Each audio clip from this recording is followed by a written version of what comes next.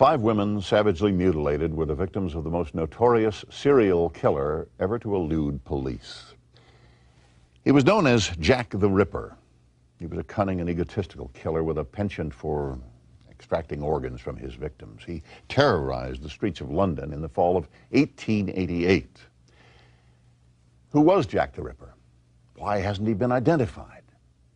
Biography takes a look at those questions as we profile the most notorious and intriguing figure in criminal history, the Phantom of Death, Jack the Ripper.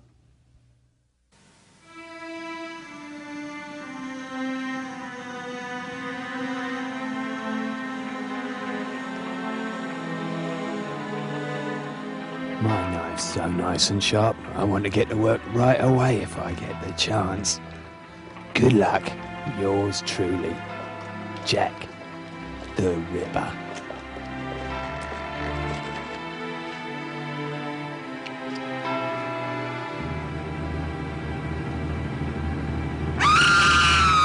It's a year after Sherlock Holmes first appeared in print. You've got the Victorian gaslit streets of London. You've also got the appeal of the name, Jack the Ripper.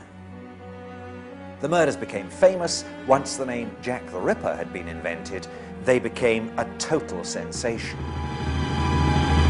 It was not enough only that the woman should be killed, but also should be mutilated. Be sure about that. Every part of the body should be hacked together. They were the first sexual serial murders to occur in a major town, a leading capital city, and they were the first to achieve international publicity. In the history of American crime,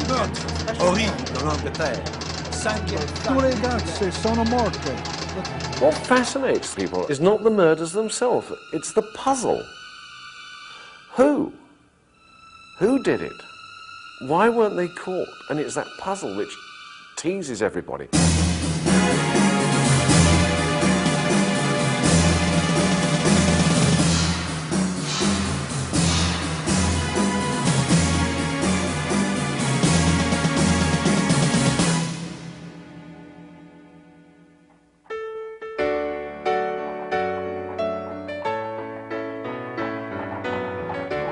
London, England, the West End, city of commerce, culture, and high fashion. A society of wealthy gentlemen in top hats and cutaways. Their wives, gentle ladies. Their children, tended by nannies. Queen Victoria reigns supreme. In contrast, the East End, where 900,000 impoverished people lived in cramped, filthy slums, and entire families were homeless. Whitechapel, the most destitute area of all, is where the murders took place. This outcast community was ignored and reviled by Victorian London. The East End, having become a dirty, rundown industrial district, now, in a time of economic depression at the end of the 1880s, was an area of overcrowding, misery and unemployment, and an area where at any time almost any woman might have to prostitute herself as the only way to feed her children. I've talked to person after person from the East End today who said, yes, they always reckoned Grandma had to go out on the streets when time was bad, and nobody thought any of the worse of her for it.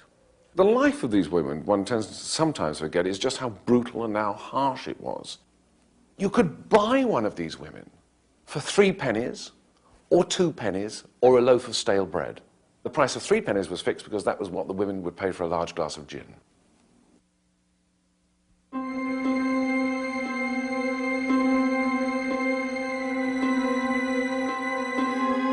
Dear Father, I just wrote to say you will be glad to know I am settled in my new place and going all right up to now. They are very nice people and I have not much to do. I hope you're all right and the boy has work.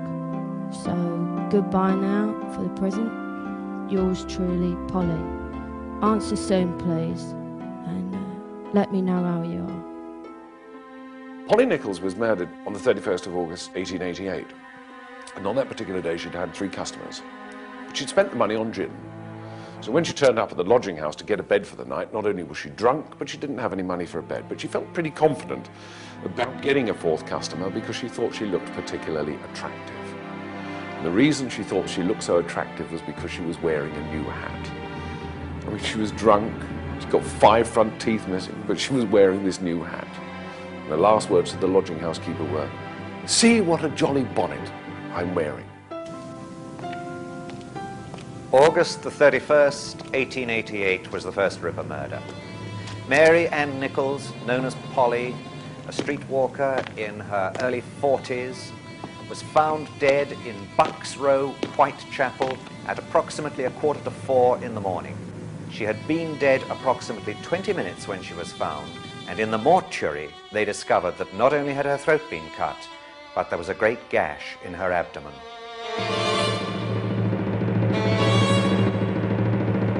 Now, these murders became very famous for a most peculiar reason. The very first elections to the London County Council were taking place, and the radicals, the extreme leftists, thought they had a very good chance of winning the East End. The radical newspapers, particularly the Star and the Pall Mall Gazette, 2 London evening newspapers, realized that if they wrote up the murders, they could draw attention to the terrible social conditions of the East End, and they did. And they sold more papers than anybody had thought possible. As far as the public attention was concerned, you can see that journalists were absolutely responsible for part of the fear and the fervour. When you look at the papers of the time, you see the lurid front-page illustrations on police news and equally lurid treatment of the subject on the inside. Even the Times fell for it. Even the Times was swept away by Ripper fervour and Ripper fever. A nameless reprobate. Half beast, half man is at large. Deadly, cunning. Insatiable thirst for blood. If you could take my unit and I back to 1888 to the crime scene, I would suggest that we focus in on the first homicide. Generally, the first homicide is the focal point, is the area where the subject feels the most comfortable.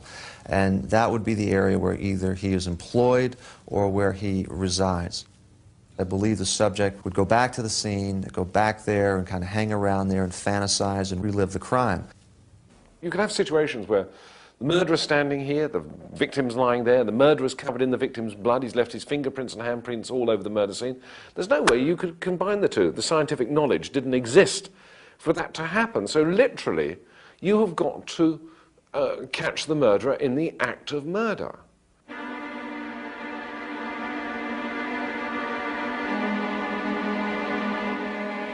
On the 8th of September 1888, at 10 to 6 in the morning, the second victim was found.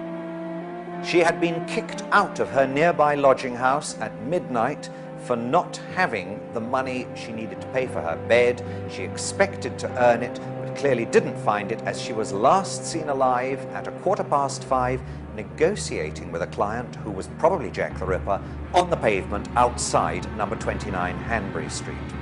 Her throat had been cut. She had been savagely mutilated, disemboweled, and her uterus taken away. If ever the Ripper was going to be caught, it was then. Because they're out in the backyard and a man in the next door house comes down to the yard, obviously to relieve himself, because this is what the yards were used for. And he's standing there and he hears something fall against the fence and a woman's voice say, "No." Now the fence is only 5 foot high.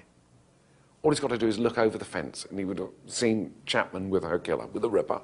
In these extraordinarily difficult cases where a roaming sexual killer attacks people he doesn't know, so you can't follow up people's associates. If he attacks prostitutes, he's attacking women who automatically go off to dark corners with half a dozen strange men every day. How on earth are you going to find which one is doing the killing?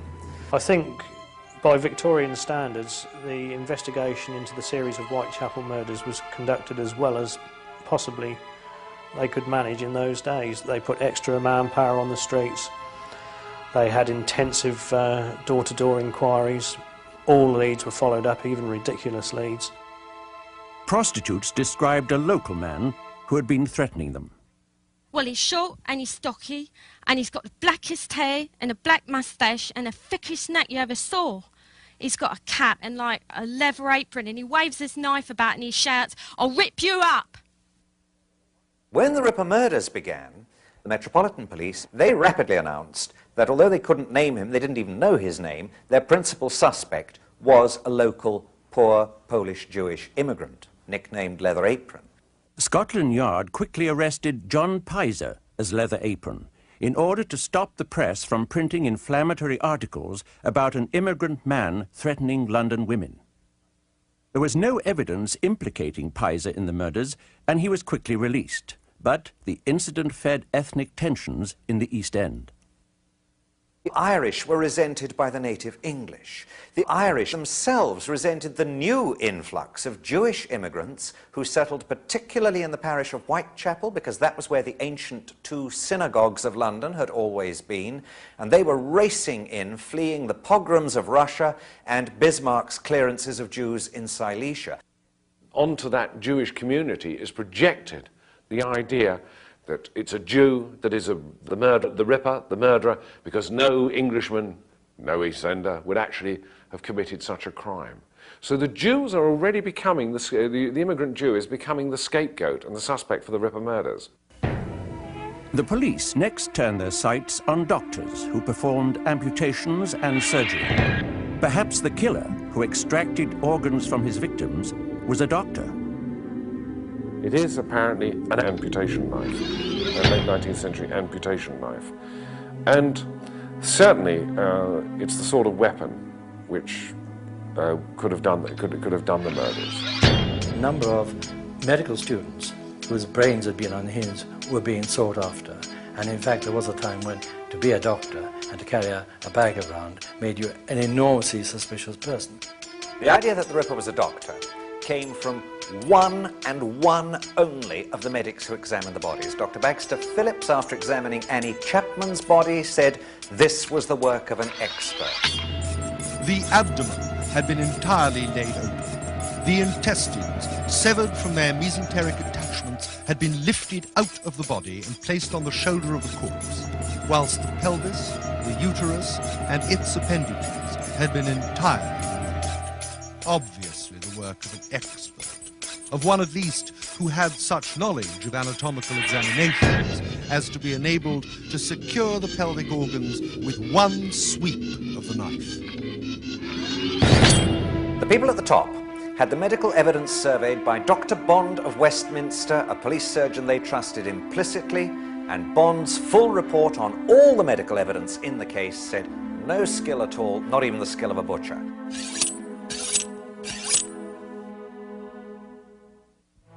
After two ghastly murders, many concerned citizens wrote letters to Scotland Yard suggesting ways to catch the murderer.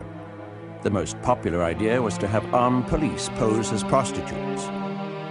Then, on September 29, a note arrived, purportedly from the killer himself.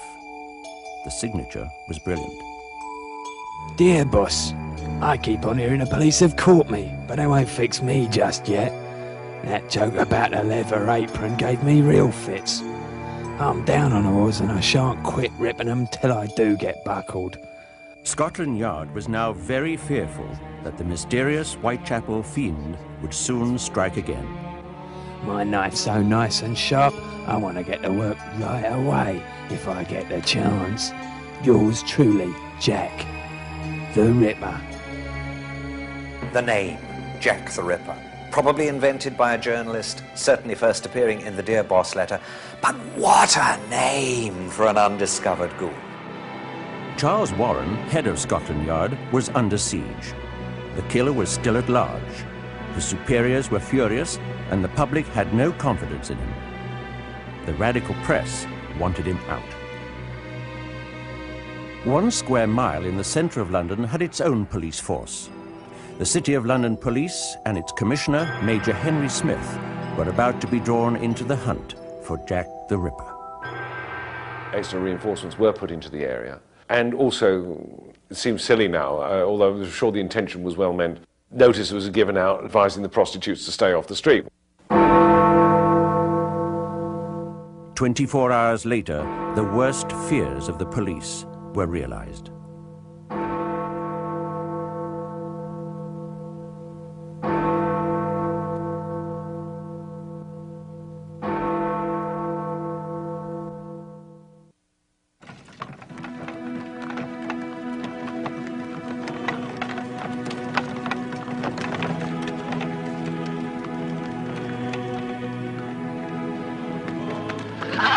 The first victim that night was Elizabeth Stride, nicknamed Long Liz.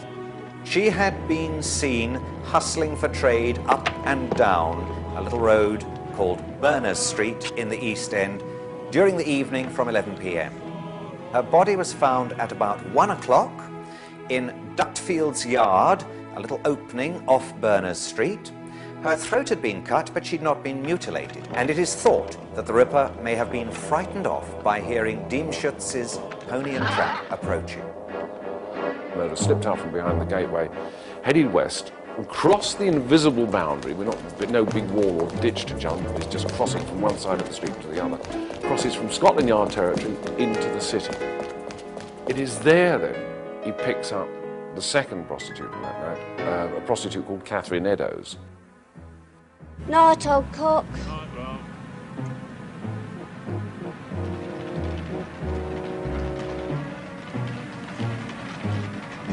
The second murder on the night of the double murders was that of Catherine Eddowes. Her body was found at about 1:45 in Mitre Square in the City of London. She had been appallingly mutilated, her throat cut, V's cut in her cheeks pointing up to the eyes, her eyelids nicked through, the tip of her nose cut off, and the usual ripping and abdominal mutilation, with her uterus and one kidney taken away by the murder. Now, nobody has seen or heard a thing. Not the policeman on the beat, the policeman and his family in the house opposite, the night porter with the door partly open. They didn't actually have to see the square or be present on it, because Mitre Square had an echo on it. He's now killed once on Scotland Yard territory, Metropolitan Police territory. He's now killed once on City of London Police territory. So you've got search parties coming from both directions looking for him. And he's in between. I mean, he's very confident, he's very arrogant. Commissioner Smith of the London Police immediately assigned men to the case. He was not about to be criticised as incompetent and hopeless as press cartoons portrayed his counterpart, Sir Charles Warren. At the same time, 4,500 East End women who were concerned about brothels and raucous taverns in Whitechapel signed an impassioned letter to the Queen. Madam, we the women of East London feel horror at the dreadful sins that have been lately committed in our midst, and grief because of the shame that has fallen on our neighbourhood. We have learnt much of the lives of those of our sisters who have lost a firm hold on goodness and who are living sad and degraded lives. We would also beg that your Majesty will call on your servants in authority and bid them put the law which already exists in motion to close bad houses within whose walls such wickedness is done, and men and women ruined in body and soul. We are, Madam, your loyal and humble servants. There was a feeling that what happened to these women deserved to happen to them. The average Victorian regarded a prostitute as a gay woman. Now, they use the word gay not in this sense that we use it today as meaning homosexual. They use the word gay as meaning nymphomania. Prostitutes were all nymphomaniacs. That was why they were prostitutes. Therefore, they were on the streets for their pleasure. The fact that they were there out of sheer economic desperation and necessity is rarely considered. Therefore, they're on the streets for their pleasure. The wages of sin is death. Therefore, what happened to them? Deserved to happen. So why waste too much time over these women? It's another piece of street cleaning. After the murder of Catherine Eddowes, women in the West End feared for their lives. The Ripper was both bloodthirsty and unpredictable. This was someone who was killing individuals, but was clearly sending a message to society generally, so that everyone begins to perceive him as talking to them directly. And that's, again, that's the change that happens. is when the killer suddenly realizes, I'm only killing one person at a time, but in a way I am assaulting society. 15,000 constables man the streets. 1,500 undercover detectives prowl the docks in Covent Garden, including a director of the Bank of England, who disguised himself as a common labourer. Out of necessity, the sneaker was invented. In common with hundreds of others, I was drafted there and we patrolled the streets, usually in pairs, without tangible result. We did, however, rather anticipate a great commercial invention. To our clumsy regulation boots, we nailed strips of rubber, and so ensured some measure of silence when walking. Unfortunately, the inquiry was under two separate directions. The city police, with their involvement with Catherine Eddowes' murder, the one canonical murder that took place in the city, held a separate investigation, and although the two forces were supposed to liaise, and did liaise quite well at ground level, the chiefs didn't get on, and the chiefs did not properly exchange information. Soon, citizens took matters into their own hands. We know that the vigilante groups arrested people on the streets. We get accounts of people being taken to stations and obviously embarrassed police officers having to arrest sort of quite respectable gentlemen out on the street. Possibly, too, they released the Ripper on occasion. It's speculation, but nonetheless, it is something to be considered. George Lusk, head of the Whitechapel Vigilante Committee, received a letter posted from hell, probably from the real killer. The syntax was clearly Irish, and the envelope contained parts of a human kidney. Mr. Lusk, sir, I send you half a kidney I took from one woman, preserved it for you. T'other piece I fried and ate it, was very nice. I may send you the bloody knife that took it out, if you'll only wait a while longer. Catch me when you can, Mr. Lusk. 32-year-old Irish-born socialist and critic George Bernard Shaw wrote one of his famous letters to the press. Less than a year ago, the West End was literally clamouring for the blood of the people hounding Sir Charles Warren to thrash and muzzle the scum who dared to complain that they were starving, behaving, in short, as the property class always does behave when the workers throw it into a frenzy of terror by venturing to show their teeth. Whilst conventional Democrats were wasting our time on education, agitation, and organization, some independent genius has taken the matter in hand.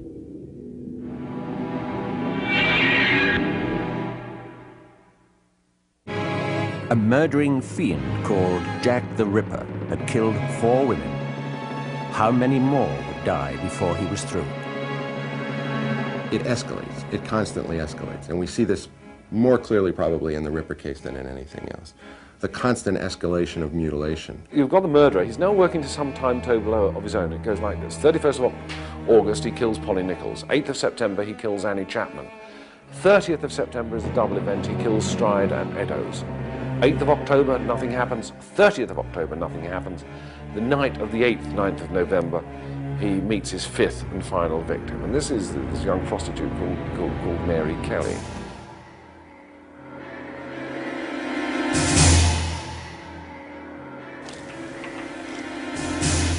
On the night of the 8th, 9th of November, it's raining, she's out on the street, she's looking for customers.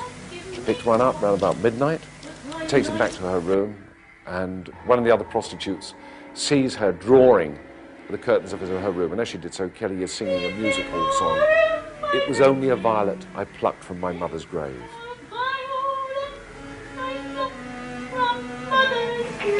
Round about 3:30 in the morning, she picks up the Ripper. Some people living in Miller's Court hear a faint cry of murder. It's almost certain that it was at that point that the Ripper, lying on the bed beside Mary Kelly, throws the sheet over her head and makes his first thrust through the sheet with a knife. He has several hours to work over.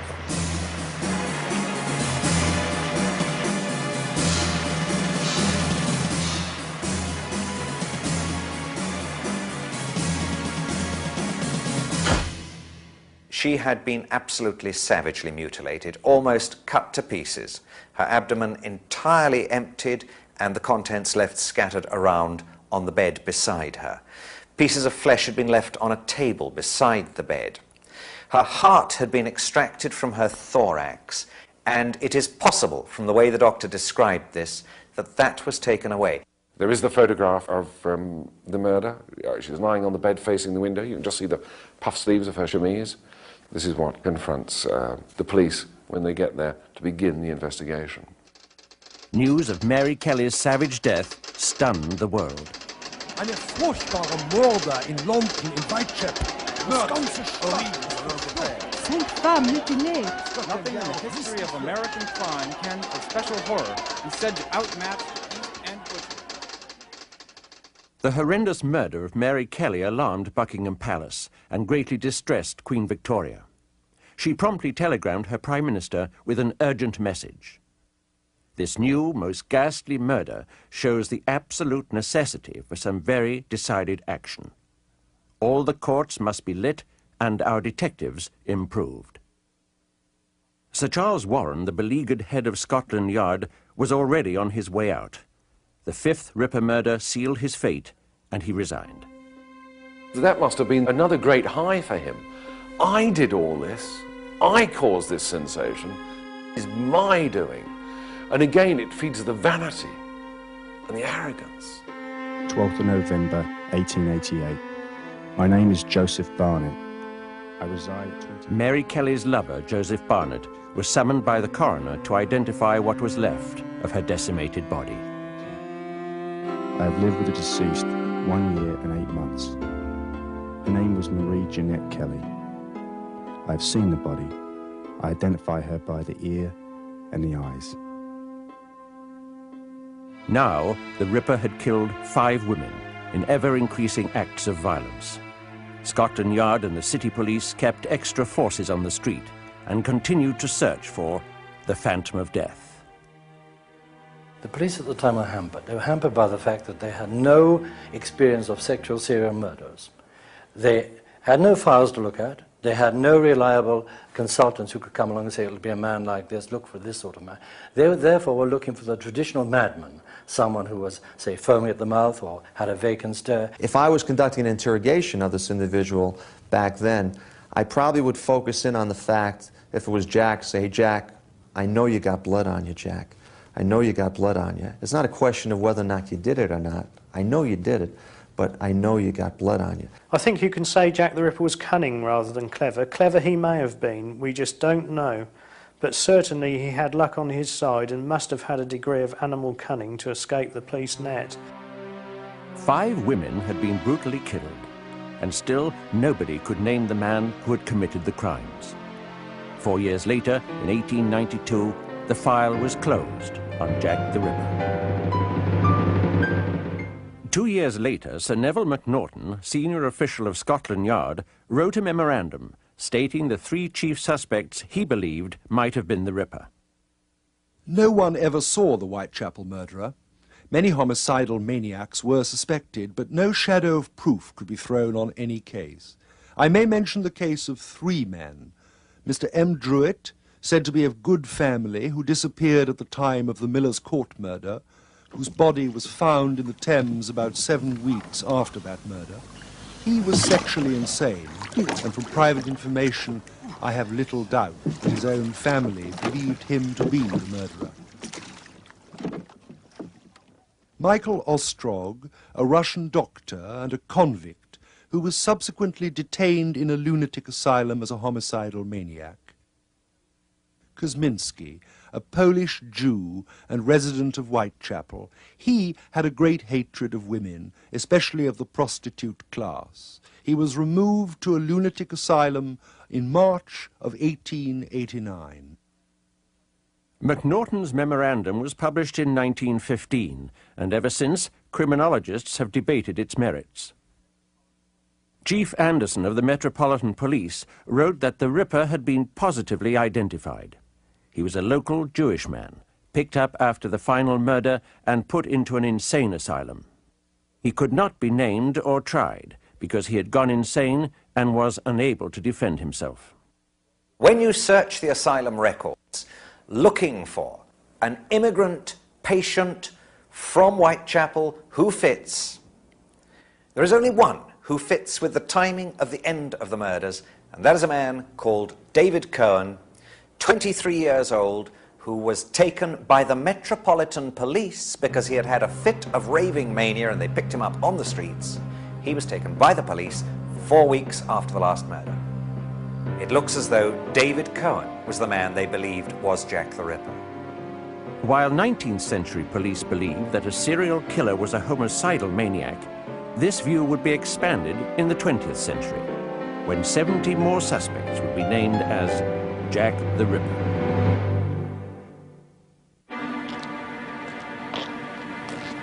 The name Jack the Ripper has come to symbolize terror the world over. Stories about this phantom of death are so compelling that even the great master of the macabre, Alfred Hitchcock, based his very first film on the well-known tale of a lodger, mistakenly thought to be the Ripper.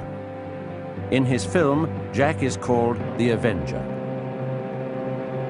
Your officer from Scotland Yard. What's your name? George Bunting. In 1932, director Maurice Elvey produced his version of the same plot, The Phantom Fiend. You stay here. Show us the room. Come along. Movies entertain us with Jack the Ripper mythology, but theories abound. Speculation is fair game. I could give you a lovely story that Oscar Wilde was Jack the Ripper. Nobody's ever suggested it, but take it from me, he wasn't. The only person who hasn't been dragged in yet, and I'm just waiting for it to happen, I've thrown out a few, is Florence Nightingale and Queen Victoria herself. Both of those are completely out of the score for the moment, but just wait.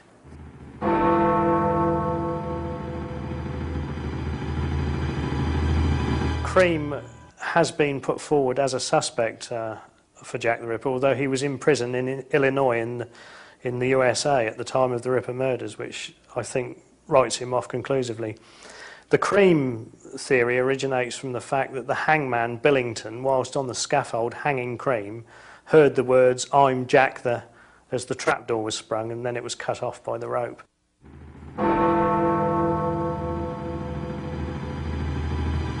Sir Arthur Conan Doyle, creator of Sherlock Holmes, speculated on a Jill the Ripper. If a man was in disguise as a midwife, he could move about the streets with blood-stained clothes, undetected.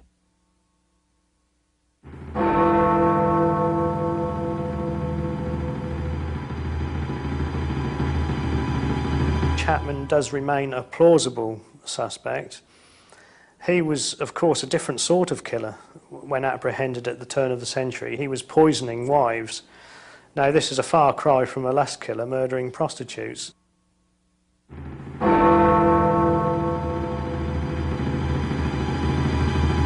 If you are fascinated with the mystery of Jack the Ripper, you are a Ripperologist. Using modern FBI profile techniques is one tool this historian used to focus on self-proclaimed Dr. Rosalind Donston as a very plausible Ripper. It started with his wielding a sword when he was 18 years old as a surgeon and soldier in Giuseppe Garibaldi's Italian campaign in 1855. And bit by bit, over a long period, as I managed to find out about his service with Garibaldi, I managed to find out his medical experience, I managed to find out his association with prostitutes, I managed to find that 5 people independently at a later date were pointing to him as the Ripper, or potentially the Ripper. Most important of all, in 1896, W.T. Stead, the former editor of the Pall Mall Gazette that Donston used to write for, actually in print in his magazine Borderland said that for a whole year I believed him to be the veritable Jack the Ripper. Donston was in the perfect location to perpetrate the murders. He placed himself as a patient in the London hospital, located a few blocks from Bucks Row, scene of the first murder. His actual capacity to become a serial killer died, of course, with his failure in health. He was no longer, after 1889, capable of another cycle of murders. The theories that intrigue people the most involve the Royal House of Windsor. It is a shocking thought that a member of the monarchy, the head of a great nation, could actually be involved in the crimes of Jack the Ripper. It all centers on this man, the black sheep of the royal household. Prince Edward Albert, Duke of Clarence, was grandson of Queen Victoria and heir to the throne. Physically weak and poor in his studies, he was a target of gossip especially about his sexuality. He died in 1892 of influenza or syphilis. The stories vary.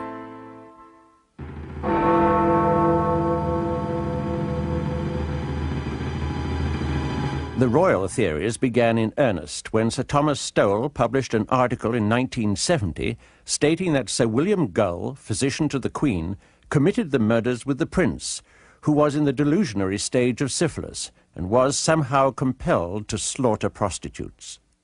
And in that way, you know, leaps and bounds, almost like a fantasy game, the Duke of Clarence was dragged in for the first time.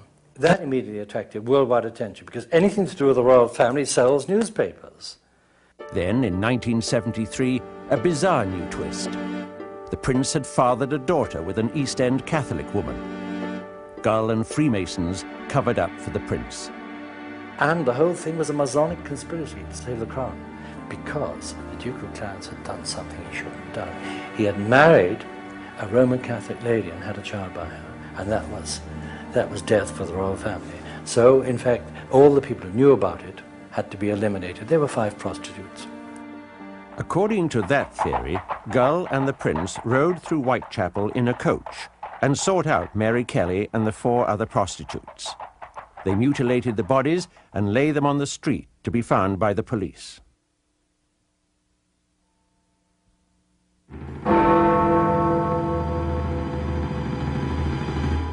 The most recent theory involves a brilliant but strange young man, J.K. Stephen. He was hired as a tutor for Prince Eddie. The royal family had no idea about that J.K. Stephen was a homosexual and had personal problems. And they developed a very strong relationship between them.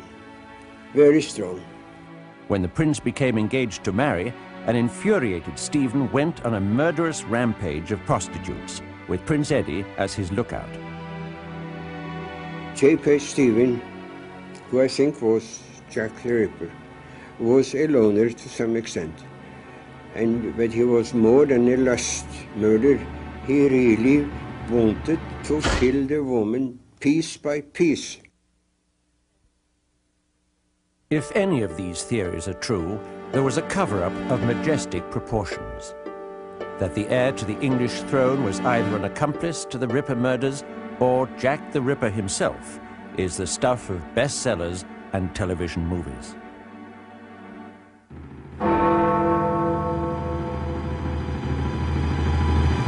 A few years ago, a diary surfaced that has caused much debate and great excitement. James Maybrick supposedly wrote that he committed the Ripper murders. James Maybrick was a Liverpool cotton merchant who died in 1889 and whose wife was convicted on very dubious evidence of having poisoned him. A journal turned up in Liverpool in 1992 which purported to be Maybrick's and to be a confession that he was Jack the Ripper. Very few of us believe it. The diary is not in Maybrick's handwriting. There is internal evidence to suggest that it is not a genuine piece of work with knowledge of the murders, and examination of the inks appears likely to show in the long run that it is definitely a modern forgery. He fails in too many ways. He just fails the test. But again, it's one of those tantalizing, every time you hear something new and you hear about a new possibility, you jump at it hoping, you know, this is the one. We're going to find out who it was. I think there is evidence about, but people don't always realise whether they've got, simply because the legends are taken over. The films blur the issue. I mean, I've been astonished at the number of people, for instance, they look at the Michael Caine film, Jack the Ripper, and say, oh, the mystery solved. It's not. I mean, the whole thing, about 99% of it is fiction. But for a lot of people, that's the solution to the case. So, therefore, if they do come across evidence, if they do come across documentation, they're not going to put it forward because they think the mystery has been solved. It hasn't. And that's one of the things we need to sort of get over, that we are still looking for the identity of Jack the Ripper. Nobody really knew what was within him. Nobody knew what he was thinking, nobody knew his feelings. And at the same time also, he was afraid that he might be discovered, which was one reason as to why he couldn't be found. There is a brand new suspect for Jack the Ripper, the the Phantom of Death, who terrorized London more than 100 years ago. He is an Irish-American outlaw who outfoxed Scotland Yard in London and New York. This American was at large in London at the time of the murders. The police were seeking him at the height of the murders. He was arrested after the Miller's Court murder, at which time, of course, the murders ceased. He escaped from England in early December 1888 and got back to America and was never arrested by Scotland Yard, despite the fact that they sent a team of detectives to America to try and catch him. A letter with an undisputed provenance is the source of this new information. The letter in question was written in 1913 by Chief Inspector John Littlechild of Scotland Yard to fellow criminologist George Sims. To Littlechild's mind, he thought that this man could well be Jack the Ripper, and he's American, he's genuine, and we've got documentary evidence of his flight to America. Self-proclaimed Dr. Francis Tumblety is more than likely the subject described by Littlechild. Dr. Francis Tumblety, who was arrested in London 6 weeks ago on suspicion of being the Whitechapel murderer, arrived here by the steamship Britannia on Sunday under an assumed name, Dr. Frank Townsend. Detectives were waiting for him on the dock, and they tailed him to an East 10th Street lodging house. It is not known exactly when the doctor eluded his watchers. His landlady found his room empty. A half-open valise on the chair and a big pair of English cavalry boots were all that remained to tell the story of Dr. Tumblety's flight.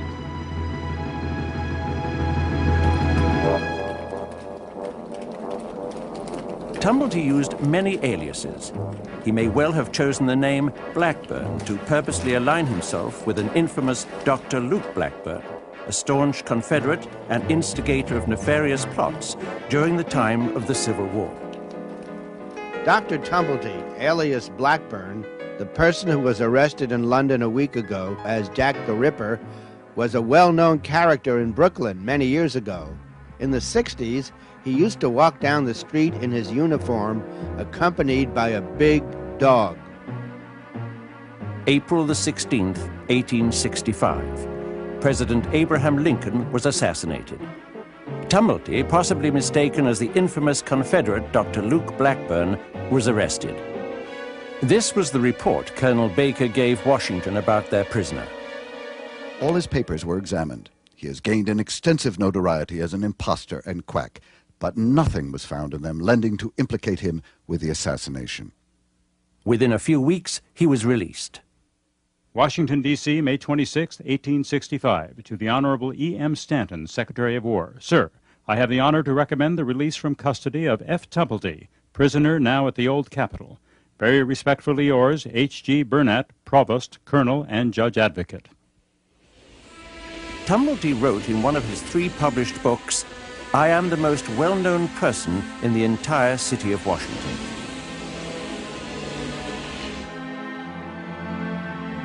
Who exactly was the man who kept an entire city in mortal fear, and the rest of the world on pins and needles waiting for his capture, waiting for a name to be put to him?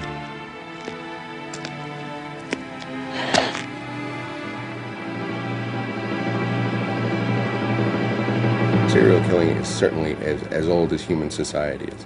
When you have a form of behavior that is so connected to the intimate details of childhood and family upbringing, so for as long as there have been children and families, there have probably been these kind of characters.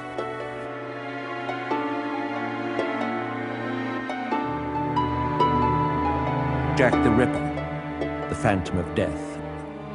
We don't really know who he was. We may never know, but we will speculate and wonder for another 100 years.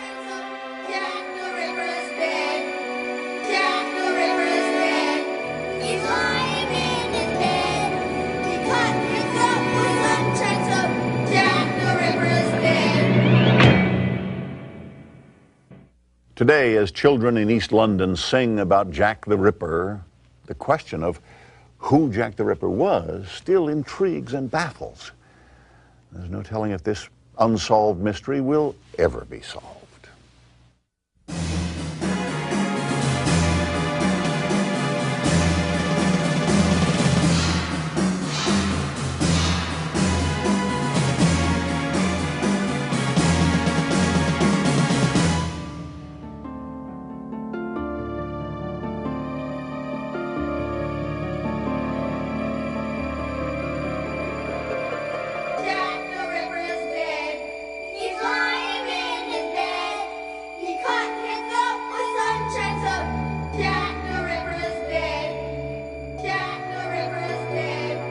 He's lying.